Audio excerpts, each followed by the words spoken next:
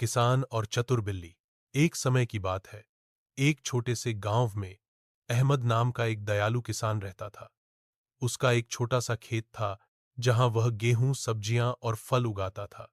अहमद प्यार करता था। उसने अपना खेत बनाया और हर दिन कड़ी मेहनत की। लेकिन एक समस्या थी। चूहे चूहे रात में आते थे और उसके अनाज और सब्जियां खाते थे। अहमद ने उन्हें दूर रखने के लिए सब कुछ आजमाया, लेकिन कुछ भी काम नहीं आया। एक सुबह बाजार जाते समय उसने सड़क के किनारे एक दुबली, भूखी बिल्ली को बैठे देखा। बेचारे जानवर के लिए दया महसूस करते हुए अहमद ने उसे उठाया और घर ले आया। उसने उसे कुछ दूध और रोटी दी।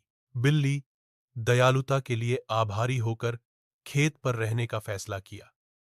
रात में चतुर बिल्ली चुपचाप चूहों को भगाती थी।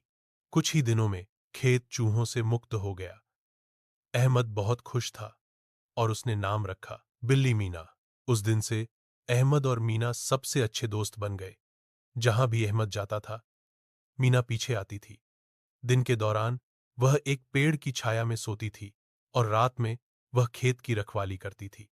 ग्रामीणों ने मीना को खेत का रक्षक कहना शुरू कर दिया। अहमद हमेशा यह सुनिश्चित करता था कि मीना के पास पर्याप्त भोजन और सोने के लिए एक आरामदायक जगह हो।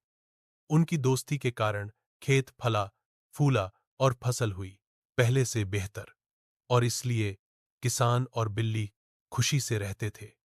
कई वर्षों तक एक दूसरे की मदद करते और विश्वास करते थे।